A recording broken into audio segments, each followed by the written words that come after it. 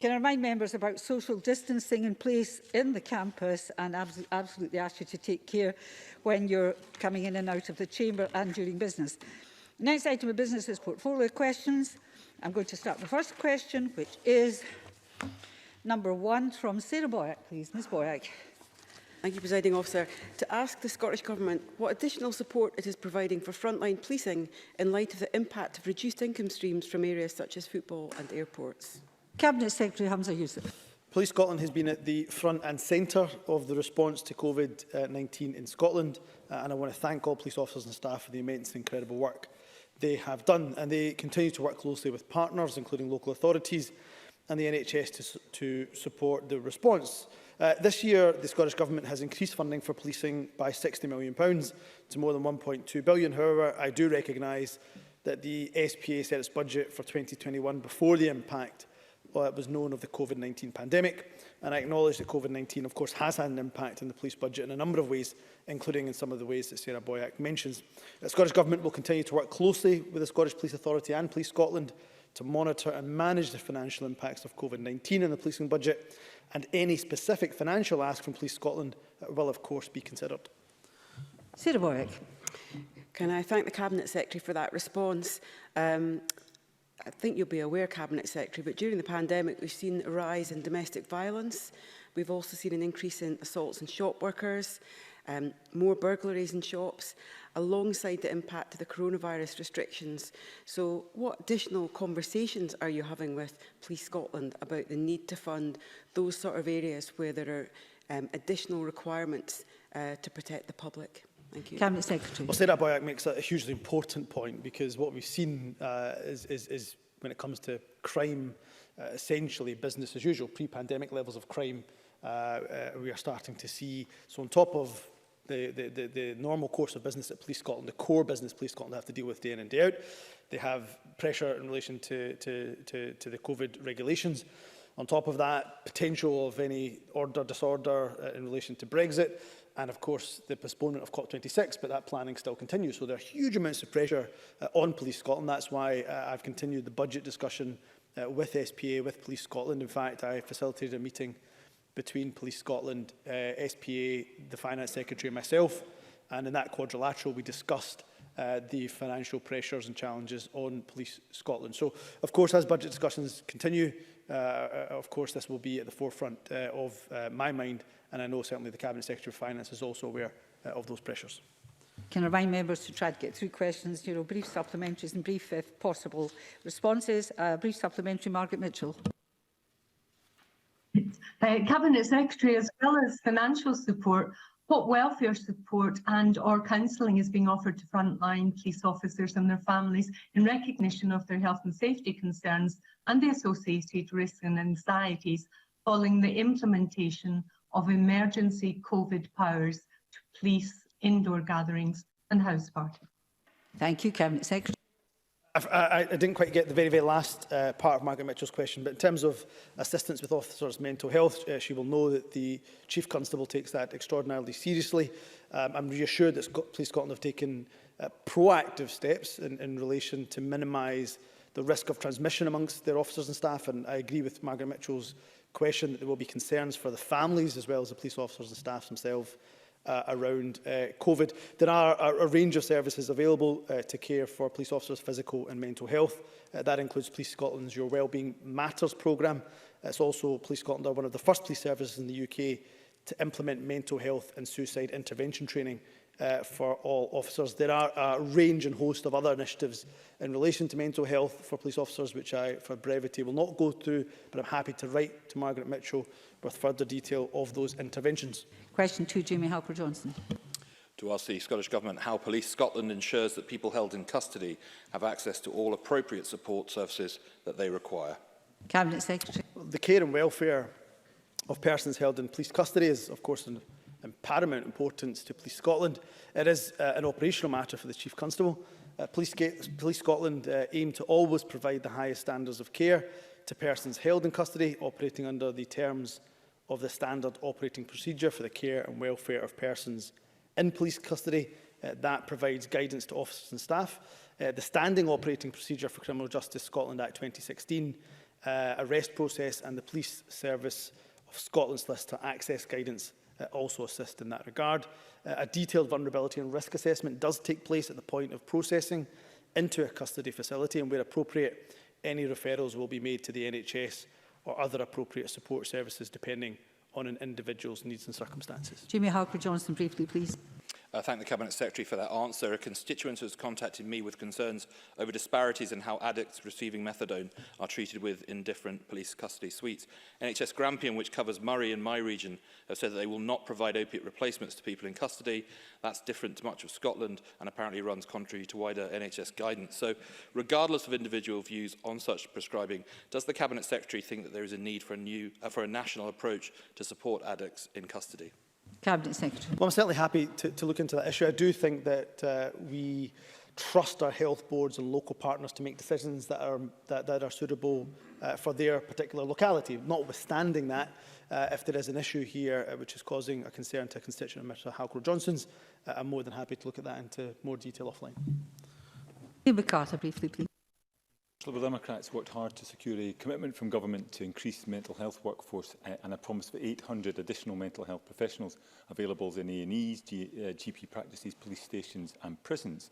In March, however, there were still only 9 more full-time equivalents in place in custody suites. So can the Cabinet Secretary update me on the current figure, or at least write to me with more details on the progress being made in relation to this? Cabinet Secretary. Yes, and there was progress being made, both in terms of those additional mental health workers in our prisons and custody facilities. You'll forgive me, I don't have the most up-to-date figure to hand, but of course I will write to Liam MacArthur with those details. Question 3, John Mason. Thank you. To ask the Scottish Government what its position is on whether the Hate Crime and Public Order Scotland Bill will give increased protection to people of any religion. Cabinet Secretary. Yes, my view is that it will. The bill creates new offences relating to stirring up of religious hatred. Behaviour that stirs up hatred, we know, is corrosive. It can leave entire communities feeling isolated and vulnerable to attack. That's why the bill extends protection to people of any religion from those who seek to stir up hatred against religious groups. As per my statement on the 23rd of September, I will amend the threshold of the bill's new stirring up offences so that they are committed only where the accused intends to stir up hatred. And it should be said, of course, also that we have freedom of expression clauses within the bill, one of which, of course, also refers to the right to religious practice and expression of faith. So hopefully that will give some reassurance to religious groups. John Mason. I thank the Cabinet Secretary for that answer. I wonder if he agrees with me that it's a bit ironic that some religious groups are opposing this bill because they think they will lose some of their freedom of expression, whereas in fact this bill will give extra protection to people from a religious background. Cabinet Secretary. Well, I would simply say to those groups, and I know they express a very genuine concern that they have, which is that I will engage with them. I think there is some concerns around, for example, the section in the bill around the possession of inflammatory material. But again, I hope my statement to this chamber around moving to intent only would help to calm and mitigate many of the fears that some have expressed. And I will continue to engage with religious groups as well as other stakeholders throughout the bill process, just as I've done from the very beginning. Question 4, Rhoda Grant. To ask the Scottish Government how it is supporting victims of crime during the COVID-19 pandemic. Cabinet Secretary. We're investing £18.7 million this year to help victims and witnesses, including funding Victim Support Scotland and other support organisations. In response to the pandemic, we increased the Victims Fund from 30,000 to 100,000, and I welcome Victim Support Scotland's announcement yesterday that they're able to use more of their current Scottish Government grant to add to that fund. Victims are accessing support worth up to £3,000 for food vouchers, help with bills, practical assistance for domestic abuse victims who may have to urgently leave their homes. We're particularly aware of the risk for women and children experiencing domestic abuse and provided an additional £5.75 million since lockdown to organisations working on the front line across Scotland. Rhoda Grant. The analysis of the impact COVID-19 restrictions have on women and girls involved in violence against women found that frequent reports of victims losing faith in the justice system and delayed or rescheduled court cases can be a really significant cause of anxiety and concern. does the Cabinet Secretary accept that the failure to successfully address the court backlog will have severe repercussions for victims? And how is he going to ensure that they continue to have confidence in Scotland's justice system?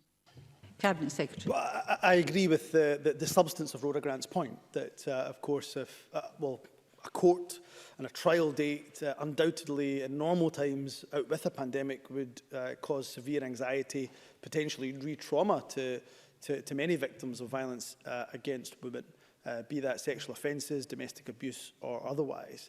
And with that, with the pandemic, with the backlog, with the fact that court cases were suspended, or jury cases, jury trials, sorry, were suspended for almost 7 months, that of course is going to add to that trauma, to that anxiety. So what I can give Rhoda Grant an assurance around is that we are investing to ensure that High Court trials can begin, sheriff and jury trials can resume, and in terms of summary court cases, we are up to around about 80% of pre-COVID levels in terms of summary trials led by evidence. So hopefully that will give some reassurances, and I'll continue to work with organisations that represent women to tackle violence against women on a regular basis.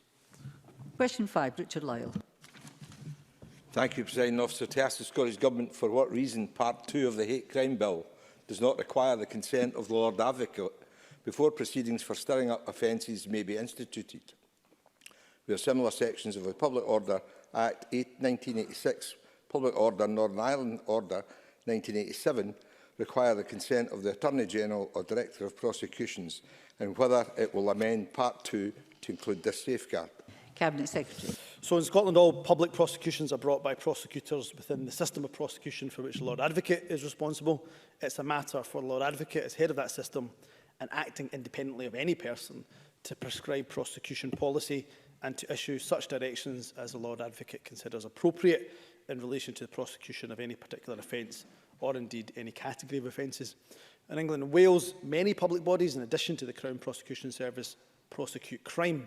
As a result, there are a number of criminal offences where, as a legislative safeguard, the Attorney-General's consent is required before a prosecution can commence. The distinction between the jurisdictions is routinely recognised in the drafting of offences. For example, the Public Order Act 1986 does not include provision requiring the Lord Advocate's consent to prosecute the current stirring up of racial hatred offences in Scotland. Richard Lyle. Thank the Cabinet Secretary for that answer. The Government recently outlined a significant change to the Hate Crime Bill by clarifying that intent would be required for a stirring up hatred offence to be committed. I welcome this change. It would provide much needed clarity and reduce the possibility of freedom of speech and expression being undermined. However, the issue I raised today has not been discussed, as far as I can tell. It's very important that it is discussed and addressed at an early possible stage. Stirring up hatred offences in England and Wales... No, Mr Lyle, it's not speech. Can I just have your question, please? Okay. Can the Justice Secretary rectify this omission? And if he would, I would then be quite happy to support the bill, if he did. Thank you, Cabinet Secretary. Look, I say to Mr Lyle that I don't agree with his characterisation that this is an omission. The fact that there's no requirement to obtain the Lord Advocate's consent before a prosecution, as I have explained, this is not a requirement because in Scotland all public prosecutions are brought by prosecutors within the system of prosecution for which the Lord Advocate is responsible, and that's independent from Scottish ministers. This contrasts with the position in other jurisdictions in the UK, where prosecutions, as I've said, can be brought by many other bodies. So providing that certain offences require providing that certain offences require the consent of Attorney-General, that ensures the appropriate oversight over those other bodies. That is not the case in Scotland, and so I would suggest to Mr Lyle that the provision that he is seeking would not be required. Liam Kerr, supplementary briefly. Thank you, Presiding Officer. This bill has provoked an unprecedented response from fundamentally different sections of Scottish society, and as more and more published, it's clear the majority have passionately voiced opposition to the stirring up offences in Part 2. Does the Cabinet Secretary concede that by not even considering the removal and reconsideration of Part 2, he's ignoring public opinion and ultimately risks undermining the very important purposes underlying this bill? Cabinet Secretary. I think Liam Kerr ultimately undermines the decision of this Parliament by suggesting that. This Parliament, on of course him securing a debate and using his opposition day to do so, brought forward a motion to scrap the bill in its entirety. That, of course, as we know now from leaked press reports, or press reports of his leaked emails, was not his preferred strategy, but nonetheless, that is the strategy that he brought forward to this Parliament. It was roundly rejected, and therefore what I suggest to Liam Kerr is to put the victims at the heart of his consideration as opposed to politicking around this very, very important issue. And if he does that, he may well listen to the victims who say that the stirring up offences being extended to them is hugely, hugely important. Now, he has every opportunity in the parliamentary process, and I'm due in front of the Justice Committee later this month, to make and bring forward amendments if he wishes to strike out entire sections of the bill. We have a parliamentary process, let's engage in it, but my plea to Liam Kerr would be let's think about the victims in all of this. Question 6, Graham Simpson. To ask the Scottish Government what its response is to the 2019-20 recorded crime in Scotland statistics. Cabinet Secretary.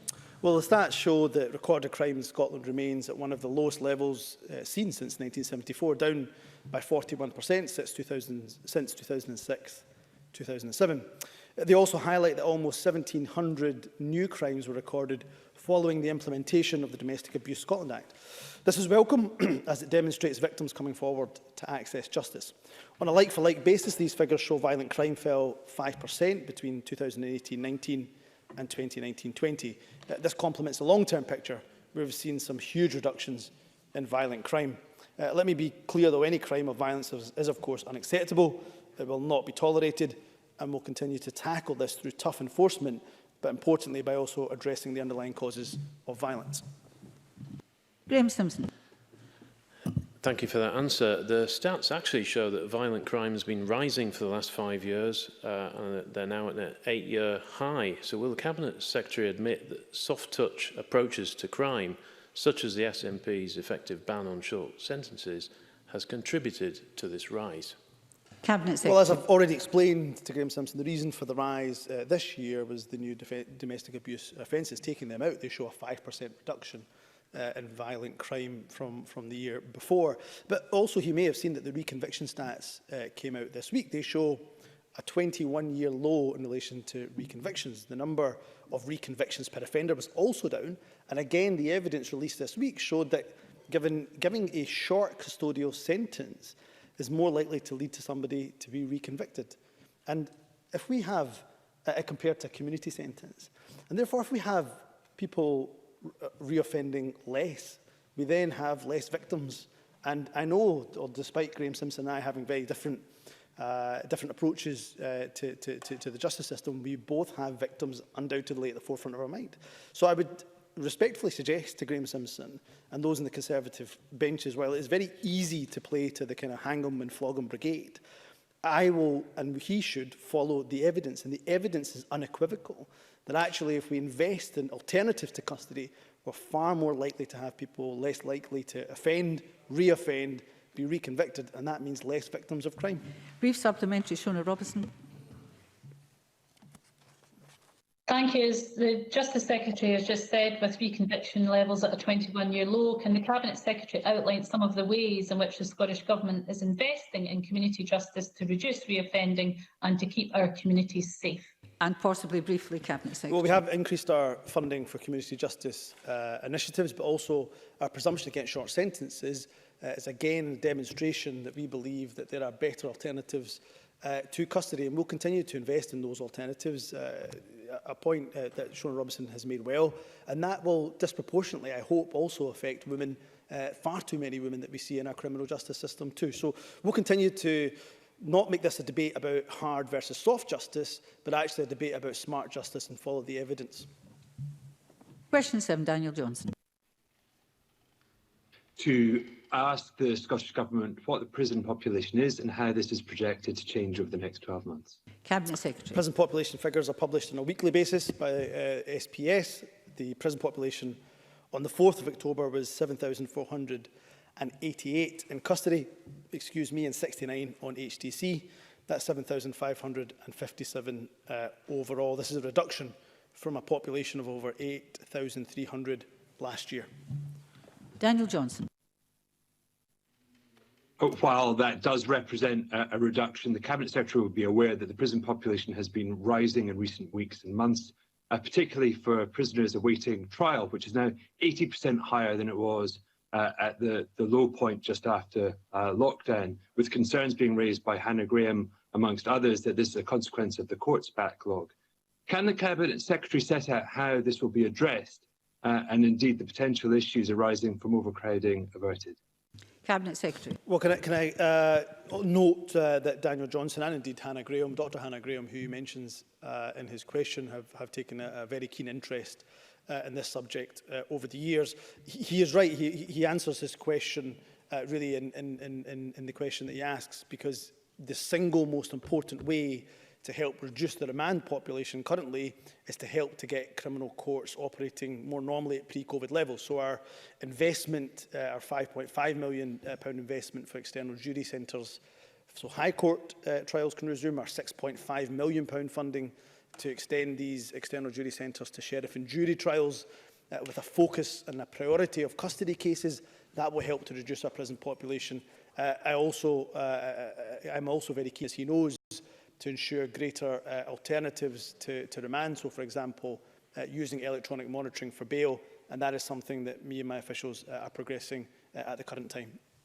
Question 8, Annie Wells. Thank you, Presiding Officer. To ask the Scottish Government whether it will provide an update on the action it is taking to implement the measures for victims outlined in the 2019 report Transforming Parole in Scotland. Cabinet Secretary. The Scottish Government is progressing at pace 3 victim-centred measures that will come into force in early 2021. These are to expressly provide that the Parole Board may take the safety and welfare of victims into account when deciding upon release of a prisoner. Secondly, a requirement for the Board to publish decision summaries. And thirdly, to include a process to allow permitted victims to attend parole hearings as observers. Annie Wells. As the Cabinet Secretary will know, murder victim Michelle Stewart's family launched a campaign 2 years ago to improve victims' rights. However, Michelle's father recently slammed the zero action taken in implementing Michelle's law. Why are the SNP continuing to let down victims of crime with empty promises, which is causing considerable distress for them and their family?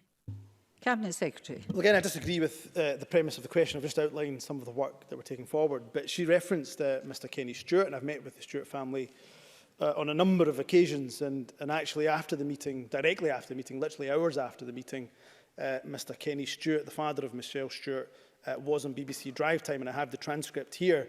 And I will quote him directly, when asked about the meeting, said it was, quote unquote, a positive meeting. He also said he acknowledged that the changes would, and I quote again, would take some time. But he said at the very end, and again I quote Mr Stewart because she referenced him in her question, I think it seemed pretty positive. Yes, I was pretty pleased with the information I got today. So Annie Wells' characterisation perhaps is incorrect. So there is a number of areas which we are taking forward. I will keep the Stewart family and other families and, of course, this Parliament updated in terms of those changes to parole. And ultimately, I would ask her what I asked Graham Simpson and what I asked Liam Kerr, which is instead of politicking in these issues and playing politics with these issues, it may be better if she kept the victims at the forefront of her mind. Thank you. That concludes portfolio questions, and we'll shortly move on to the next item of business after a brief pause.